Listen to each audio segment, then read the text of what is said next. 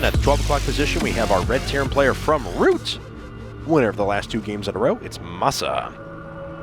And his opponent down here at the 6 o'clock position is our Blue Zerg player from the Team Complexity Gaming, it's Rise. And I was going to commend these 2 teams for not chatting the first 2 games, but of course, if Root's involved, that means that we're going to be spam with chat.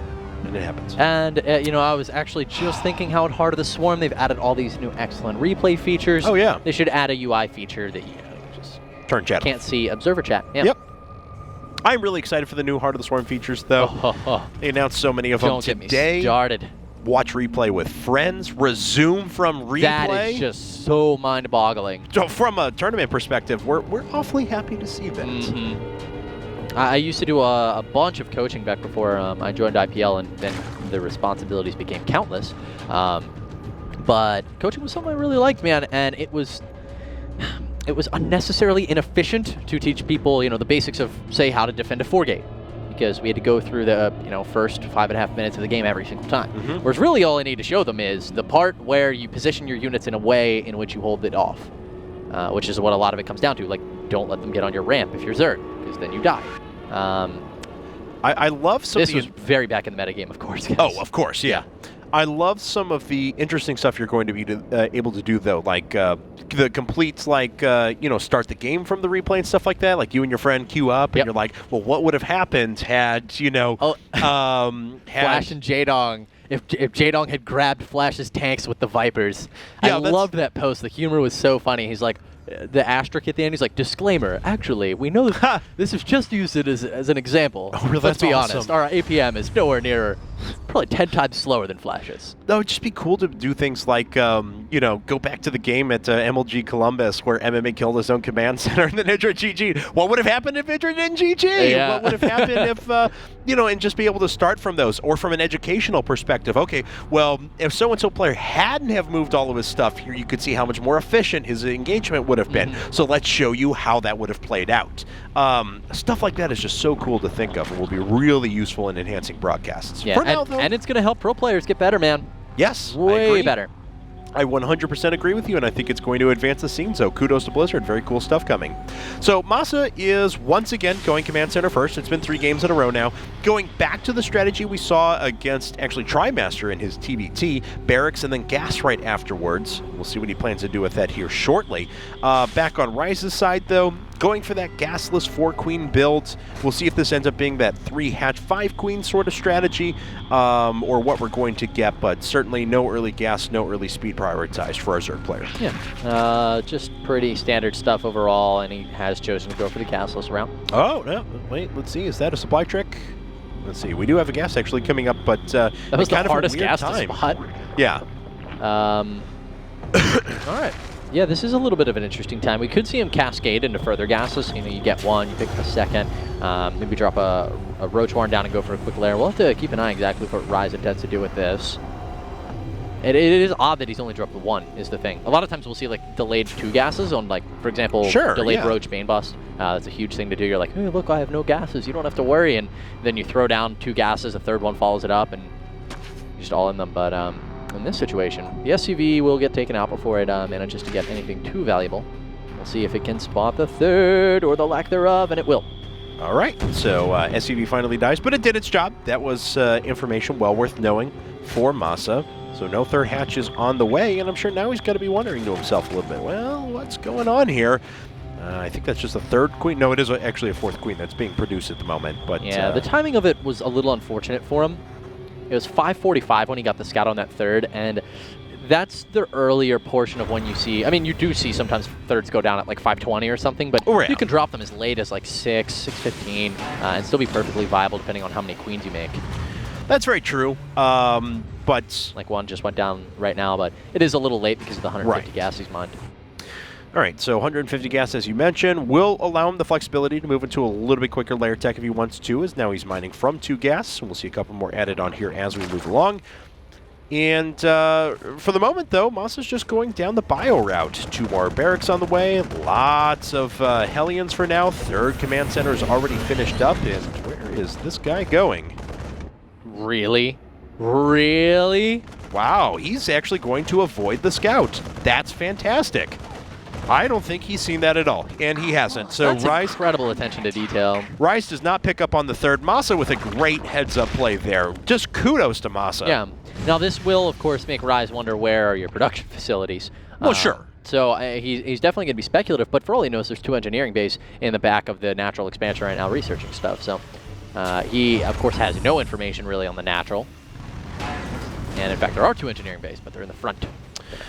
All right, so this is very cool stuff, Masa. And again, even like you pointed out, he's going to wonder what's up because where either your production facilities, where your engineering base, but still denying him the information, even if he's able to make a reasonable guess, is still so much better than having that information actually explicitly shown.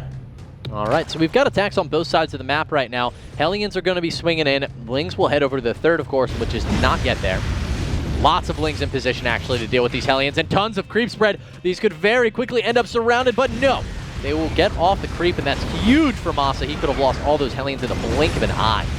Yeah, and he's still only going to kill Lings with this, although starting to trade pretty cost-effectively now. That last shot actually really benefited him. At the beginning, it wasn't doing so great, even with relatively decent positioning, but now he gets it figured out and actually gets out of there with 2 of those remaining. Very cool stuff.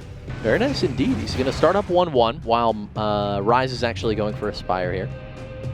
He's also thrown down an Evolution Chamber, be able to start some ground upgrades, drop some Spore Crawlers if he finds it necessary. In fact, he's already started Carapace, so do expect 1-1s, which is pretty impressive if you're going to go for Spire and go for that. Yeah. It's a large gas investment, especially as you start to get into like several rounds of upgrades. Masa, once again, though, playing towards that super late game. Tons of barracks on the way, really heavily investing into, well, everything but supply depots, apparently. We saw that, Masa. That was a call down. But he's going to unsupply block himself here in a second. He was actually building 3 at a time just a second ago. Back on Rise's side, though, that +1 Carapace is finished up. He's got his Spire done. Taking a look at the units tab, though. Nothing but Lings on the field, just kind of delaying for the time being. Yeah. There we go. There's 6 mutas. And he is also going to start that +1 upgrade. He's actually pulling a fair amount of gas here, cut on minerals, in fact. He's going for a ton of upgrades. Oh my goodness. Centrifugal hooks as well as a macro hatch. So Rise is going to have quite the production available to him here in a moment or two.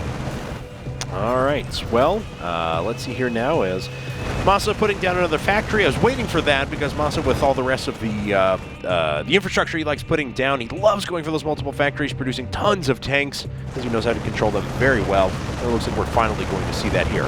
Huge round of drones about to finish up for Rise, who's actually going to be on 80 workers now. Muta's starting to move across the map, and the Hellions being chased down in the middle. And we'll see what's up to actually defend against these 6 mutas. Yeah, not too many Marines in position right now, so some SCVs will be going down. Rise doing a great job target firing those. Take a look at that. Individually clicking each one of them as the Marines arrive. Ooh, a Muta goes down, though, and that was an unnecessary loss. Okay, well, looks like Rise now, gets a little bit of damage done. Let's actually take a look at the total workers killed. Snags 5 SCVs, not a bad little pickup for him, and he does have a bit of an economic advantage. But we've seen before that Masa loves playing the 3-base strategy. Very, very, very heavy on the aggression. Ooh, Rise ducks back in, loses 2 mutas, but is really hesitant to go for that 4th base in a timely fashion. Yeah, this is pretty interesting because, you know, you got Masa gearing so much towards the late game right now with all these production facilities. I mean, look, we're getting 13-minute siege tech here. He is by no means investing in an early infrastructure, no attacks, no defenses. He's really just playing quite risky, in fact. If Rise had gone for an all-in play, Masa would be dead. But instead, Masa, you know, is going to be extremely potent a couple minutes from now. Rise is going to try to counter that by going for an extremely fast hive here, though. We'll see how that works out for him. If he can get Broodlords on the field in a timely manner, Masa may be caught off guard. Yeah, I mean, this is kind of the way this map goes, and it is Metropolis. We tend to play towards that super late game. We tend to move to the point where we're going to see Ravens and things like that as we move along. But looks like Rise is going to get all the way outside of the vision of his opponent, and this is going to force Masa home unless he wants to opt for a base trade already, which would be a very difficult situation. Now, you want to talk about who's in a good spot. This is the point where it's decided. If Masa goes home here, and he is going home, this gives Rise the time he needs to get into those Broodlords. He's got 1,000 gas currently pulled up. He is killing hundreds of SCVs right now, and a Greater Spire can go down here momentarily. He's going to be able to make that transition flawlessly. He'll be able to run these links all the way into the main. He's doing so much damage, and from here, Rise is just, I mean, he's almost unkillable. He does need to drop that Greater Spire so he can make it to Broods, but once he does, Kevin, I don't know how Masa's going to stage a comeback. Well, there was an attempt at a drop down in the bottom right-hand corner, and Masa wasn't able to get anything done with it, unfortunately. Looks like this Viking is running around the left-hand side. Looks like it picked off 2 Overlords, but that's pretty much all. And taking a look at things now, you know, Rise is in a pretty darn good spot.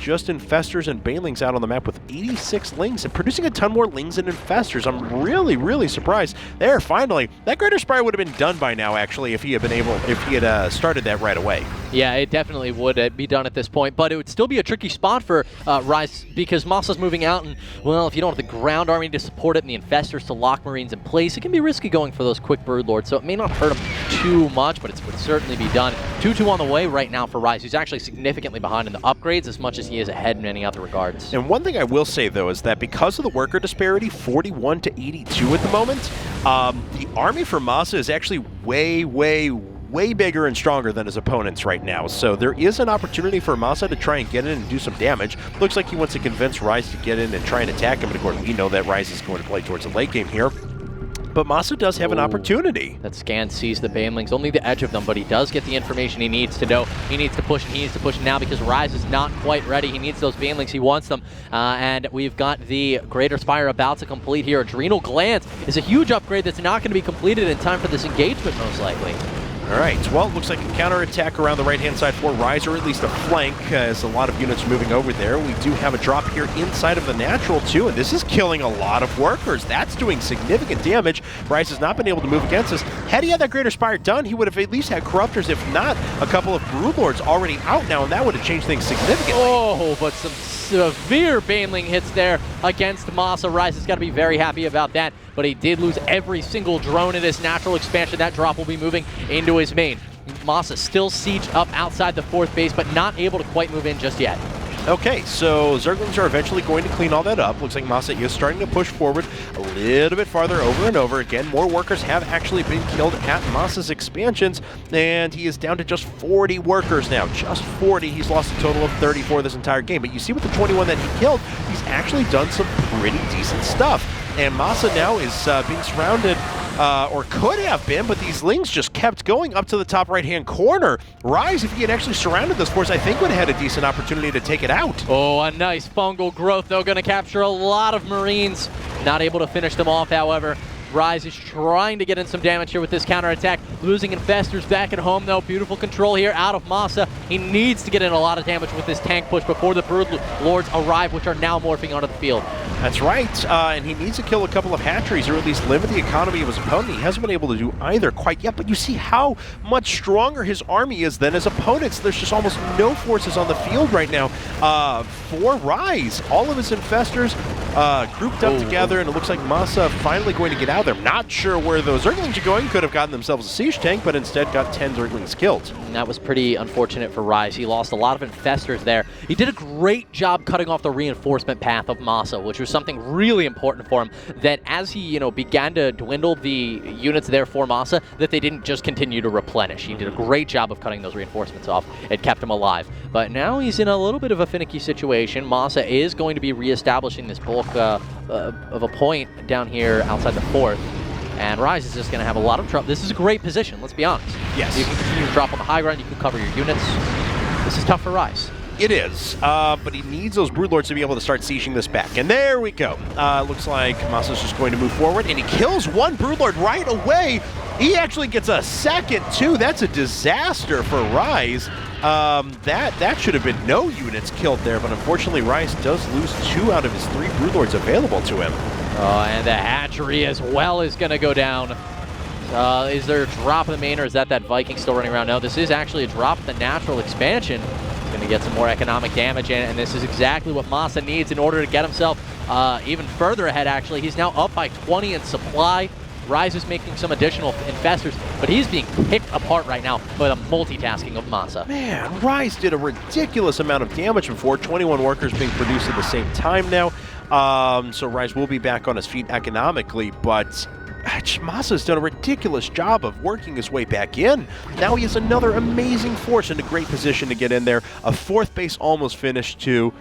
Wow. I mean, I'm very surprised that Masa is as far ahead as he is after the start in this game. Completely. I mean, that drop in the natural expansion made such a difference for him because Rise was actually choked on minerals. He needed minerals. He was pulling like 1,200 gas, and he killed off a ton of drones, which was exactly... I mean, it did so much damage to Rise, it's immeasurable. Fungal Growth's capturing some Marines right now, but another counterattack from Rise is getting in a nice amount of damage as well. He is pulling ahead in supply once again. Meanwhile, Masa is continuing to siege up at both the 4th and the 3rd. I don't know if Rise has quite enough units here at home to take care of this, but he does have, no, he only has a Broodlord actually. He's sitting on 3 Corruptors. He had all those Corruptors before. I'm so surprised that he hasn't made any additional ones. And once again, hatcheries are going to fall. Looks like this 4th is going to fall. The 5th is actually under attack at the same time. That's the bulk of his opponent's mining. And Rise is going to lose almost every one of these workers as they move on out. Yeah. Incredible amounts of damage being dealt to Rise right now. Losing all of these drones will, I mean, if he's going to lose that expansion up in the top as well as 5th base, that's going to put him on no mining basis. He will actually not be bringing in any money. If we take a look at Moss, on the other hand, there you go. That's mules. That's what happens when you base race a Terran and can't kill their command centers. That's right, 6 mules, and it doesn't matter that he only has 24 SCVs because that economic advantage is going to go greatly towards Masa, especially because Rise is really only mining off of that. I mean, this space is only a little bit of mining. It's getting mined out very quickly. Masa's just all over the place. He has complete map control. Yep. Another counterattack is coming in for Rise, but at this point, I mean, he's done damage with counterattacks. He needs to find a way to engage this army. Yeah, he needs to target the command center here, and now the mules actually get the repair on it. The ideal thing here would have been to actually try to get so much damage on the command center that it started burning. It had to lift, or at least it was much lower on hit points. Now it lives, but the Corruptors are not going to be able to kill that. It's going to take them a decade. So Rise didn't manage to kill that command center. Now he's going to take some more economic damage at home. Sure, he killed the mules, but taking out that CC would have been so much bigger for Rise. All right, well, this army just keeps crushing in for Masa now. We're 24 minutes into the game. This has been a very back-and-forth game, a very bloody game, a very, I don't know how I want to say, one of those very fist-fight kind of games where they're just trading blows the entire course of the way. Yeah, slugfest, thank you. That's exactly what I was looking for. Yeah, so, I mean, at this point, Infestors here for Rise is really all he's got left. He just lost all of his links. And, I mean, Masa, he's completely broke, but with Medivacs, Marines just live forever, man. Yep. And all he needs to do is land that command center earlier that he had to lift off, land it anywhere, and drop a bunch of mules, and suddenly he'll have a ton of money again. And looks like he's trying to force his way up, but gets all of his infestors killed. Unfortunately, that didn't do too much damage, and that's actually going to be GG, and Masa rallies his way back. Brute takes the set to a 3-1 advantage. It was really, really well played out of Masa. He struggled in the early game, got really picked apart, and then just kind of stepped it up, started hitting from multiple angles, dropping a lot. Had that one push, and actually that was the pinnacle point, I think, for Rise when he held off that attack and cut off all the reinforcements and did economic damage. Yeah. But then he got hit by drops again and lost the 5th, lost the 4th while he was getting dropped in the natural expansion. I mean, Masa was very impressive with his multitasking there. Yes, he was. So certainly a well-deserved win on his part. Good job to rally back from that disadvantage that we talked about. Now he's going up against another Zerg player. This time it's going to be Sasquatch for complexity. Yeah. So and he just had a good view of Masa's playstyle there, so he knows to be on guard for drop plays if he starts pulling ahead. And he decides to pick Ohana, too, which I think is a reasonable map choice. So we are going to run to a commercial break. While you're away, don't forget to pick up your free tickets to our DICE $10,000 tournament in Las Vegas at the Hard Rock Hotel at go.ign.com/DICEIPL. Again, that's go.ign.com/DICEIPL, where 4 of your favorite players are going to be duking it out live for $10,000 in prizes. It's going to be pretty exciting. Guys, play of the day coming up after right now, actually. So it's now. Hello, ladies and gentlemen. I'm Kevin Aki, and this is your IPL Play of the Day for Thursday, January 24th, 2013.